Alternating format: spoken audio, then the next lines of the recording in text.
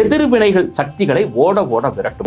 முதலில் வந்ததே திருநீர் தான். ஏன் வீர திலகம்னு சொல்றாங்க? வெற்றியை நோக்கி நம்மளை திருப்பி கொண்டு வந்துடும். தலைவரி கோலமா வராதிங்கன்னா யாராவது கேட்கறாங்களா? கண்ணகி தலைவரி கோலத்தோட போனா எப்ப போனான்னு எல்லாருக்கும் தெரியும். அதை ஒரு ஃபேஷன் ஆக்கிட்டாங்க. இப்படி எல்லாம் இருந்தா அவர்களுடைய படிப்பு, அவர்களுடைய செல்வாக்கு வேணா இருக்கலாம், ஆனால் அது இறைநிலைக்கு அவர்கள் எடுத்து செல்லவே செல்லாது. குங்குமம் மாதிரியான மங்கள சின்னத்தை நாம் நினைத்து கூட பார்க்க முடியாது. அது மாதிரி இந்த சந்தனம் அந்த அமைதித்தன்மையை தந்துவிடும்.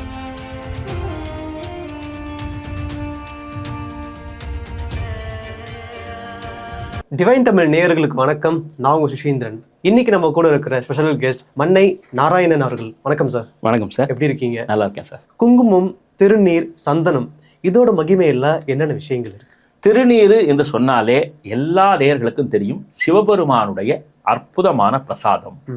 மந்திரமாவது நீரு, வானவர் தொழுவது நீரு, சுந்தரமாவது நீரு, துதிக்கப்படுவது நீர். இது ஆலவாயான் திருநீர்னு திருநீற்றுப்பதியுமே சொல்லுது.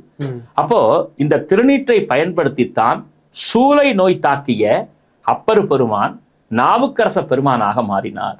அப்போது நோய் தீர்க்கக்கூடிய அருமருந்தாவும் இருக்குது. இன்னொரு விஷயம், சிவபெருமானுடைய அருளை முழுவதுமாக பெற்றுத் தருகிறது. திருநீற்று குளியல்னே சொல்லுவாங்க. அகோரிகள் இருக்காங்கல்ல, நீங்க நார்த் இந்தியால பாத்தீங்கன்னா திருநீர்லயே குளிப்பாங்க. அவங்க குளிக்க வேண்டாம்னா கூட திருநீர் உடம்புல இருந்தால் நெற்றி, மார்பு பகுதி, பாதத்தை கூட பெரிய சிவ யோகிகள் இருப்பாங்க. அது இருந்துன்னா குளித்ததற்கான பலன். இதை சொல்லிட்டோம்னா பல பேர் குளிக்கவே மாட்டாங்க. அது அதுக்கெல்லாம் சில வழிமுறைகள் இருக்கு. ஆக திருநீற்றுக்கு அப்படி ஒரு மகிமை உண்டு. இன்னைக்கும் சொல்ல போனா, இந்த ஏதாவது யாரேனும் பயந்து போயிடுறாங்க, அந்த மாதிரி சில விஷயங்களை ஓட்டணும்னு வச்சுங்க, கையில திருநீர் வச்சுதான் எழுதுவாங்க. திருநீரை போட்டுதான் எழுதி அதைத்தான் முகத்துக்கு நேராக ஊதுவார்கள். அப்படி ஊதும் பொழுது அதிலிருந்து புறப்பட்டு வரக்கூடிய கண்ணுக்கு தெரியாத ஒரு கதிர்வீச்சு எதிர்வினைகள் சக்திகளை ஓட ஓட விரட்டும்னு சொல்லுவாங்க.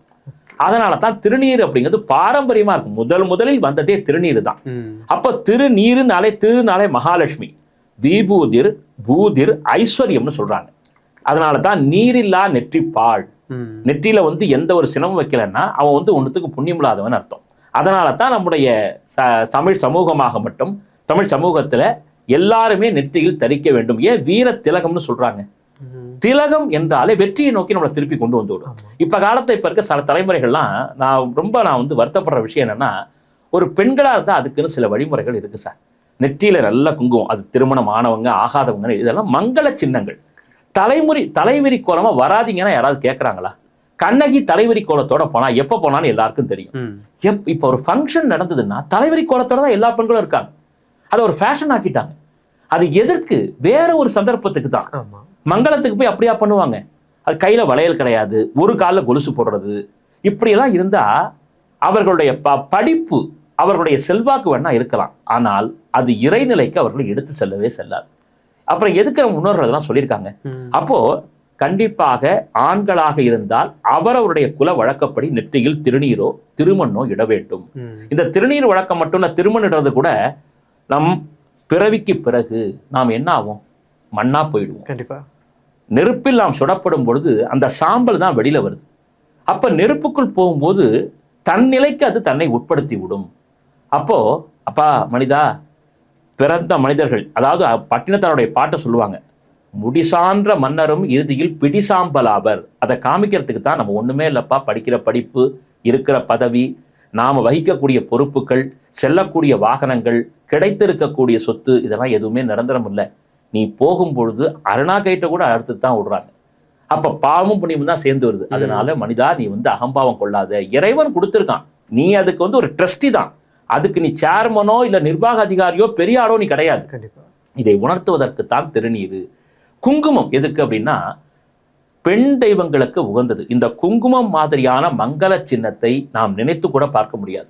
ஒவ்வொரு பெண்களும் நெற்றியில் குங்கும திலகம் அணிந்தால் அவர்களுக்கு வாழ்வில் நீடித்த ஆரோக்கியம் மட்டுமல்ல, ஏன்னா படிகாரம் உள்ளிட்ட சில விஷயங்களை வச்சுதான் குங்குமம் தயாரிக்கப்படுது.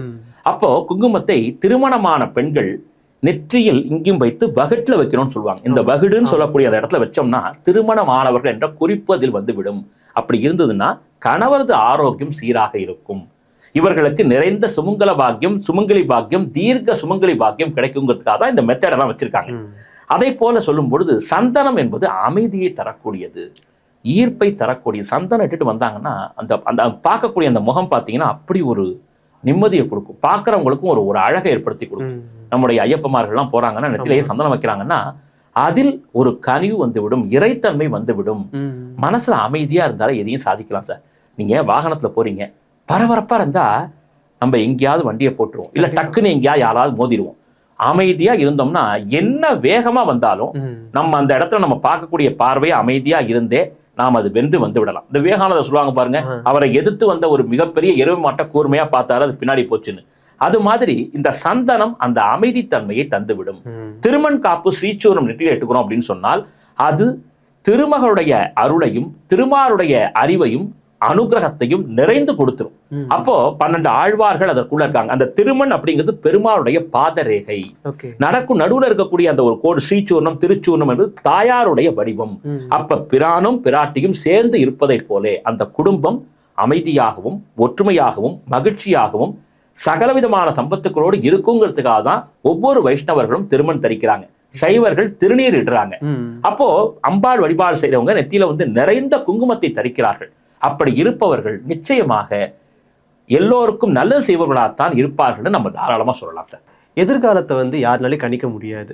ஆனா இந்த அரகஜா வச்சா கண்டிப்பா வந்து நம்மளாலே எதிர்காலத்தை வந்து இதான் நடக்க போகுது, எனக்கு அது நடக்க போறது எனக்கு இப்பவே தெரிஞ்சு போச்சு, அவங்க இதான் பண்ண போறாங்க, இந்த மாதிரி ஒரு செயல் நடக்க போது நான் வந்து வெற்றி அடைய போறேன் அப்படின்றது நம்மளால முன்கூட்டி தெரிஞ்சுக்க முடியுமா? இதுக்கு வந்து கொஞ்சம் சில முயற்சிகள் நம்ம எடுக்கணும். அது எப்படின்னா வெடிகாலை 3:30 மணிக்கு எழுந்துக்கணும்.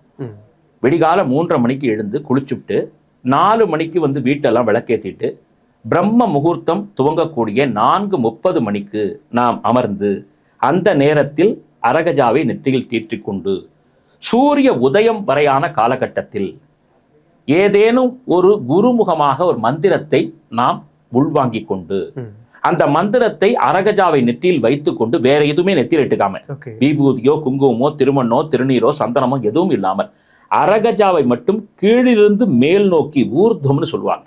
இப்படி இப்படி இட்டுக்கிட்டு இதுல இருந்து ஆரம்பித்து இப்படி கூர்மையா ஒரு தீபம் வந்து எப்படி சுடர் விடுமோ அந்த மாதிரி நம்ம இட்டுக்கிட்டு கண்களை மூடி இந்த முத்திரையில உட்கார்ந்துக்கிட்டு நாம வந்து அந்த பிரம்ம முகூர்த்தத்தில் நமக்கு குருமுகமாக ஏதோ ஒரு இறைவன், எந்த இறைவனாவனா புள்ளார்லேருந்து அனுமார் வரைக்கும் எந்த தெய்வத்தை மந்திரத்தில் வேண்டுமானாலும் குருமுகம் உபதேசம் வாங்கியிருக்கணும். அந்த மந்திரத்தை இந்த நேரத்தில் நாம் கிட்டத்தட்ட ஒரு மண்டலம் சொல்லும் பொழுது நமக்கு நிச்சயமாக இறைவன் வருங்காலத்தை சொல்வதற்கான வாய்ப்புகள் உண்டு. அதற்கு இந்த அரகஜா முக்கியமான ஒரு பாதையை வகுத்து கொடுக்கும். யார் செய்வாங்க? ஒரு 2 நாள் செய்வோம், 4 நாள் செய்வோம், 5ஆவது நாள் தூங்கிட்டேன் அப்படின்னா திருப்பி முதலேருந்து ஆரம்பிக்கணும். அப்போ என்னைக்குமே சார் பத்தியமாக இருந்தாலும் வைத்தியமாக இருந்தாலும் அந்த முறைப்படி நாம் செய்யும் பொழுது எதிர்காலத்தை என்ன தெய்வத்தையே பார்க்கக்கூடிய காலகட்டமும் நமக்கு வந்து சேர்ந்து விடும். இதுதான் உண்மை. இன்னும் சொல்ல போனா சில சித்தர்கள் பாடல்களை பார்க்கும்போது இந்த அரகஜா வந்து புதையலை கண்டுபிடிக்கிறதுக்கு கூட வழிகாமிச்சிருக்குன்னு சொல்றாங்க. சில குறிப்பிட்ட உங்களுக்கு தெரியும் மாந்திரிகள் எல்லாம் வந்து பயன்படுத்தும் போது அமாவாசை கிரகணம்லாம் வருது இல்லை, அப்பெல்லாம் அதை பயன்படுத்துவாங்க. ஆனால் அந்த அரகஜா பொட்டு இப்படி இருக்காது, பெரிய பொட்டாக இருக்கும். இவ்வளோ பெரிய பொட்டு வச்சுக்கிட்டு அது நீங்க வந்து ரொம்ப நுட்பமா கவனிக்கணும் சார். தொடக்கம் இங்க இப்படி இந்த இந்த இந்த நெற்றி இமையோட சேர்ந்து இந்த இதோட சேர்ந்து இங்க வந்து முடியும். தொடக்கம் அப்படி ரவுண்டு வந்து இதோட முடிஞ்சிருக்கும். அப்படி கனெக்ஷன் இதெல்லாம் வந்து ஒரு இணைப்பு. அப்படி அதை வைத்துக் கொண்டு சில மந்திரங்களை வந்து தலைகீழாக உச்சரிப்பார்கள். அப்படி உச்சரிக்கும் பொழுது சில காடுகளிலும் சில மேடுகளிலும் போகும் பொழுது இப்ப செல்ல மேப்பு காட்டுது இல்லை, அது மாதிரி அது வழிகாண்பிக்கும் என்று நம்பூதிரிகள் சொல்றாங்க. நம்ம நேயர்களுக்காக ரொம்பவே அழகா நிறைய விஷயம் சொன்னீங்க சார். ரொம்ப நன்றி. நன்றி சார்.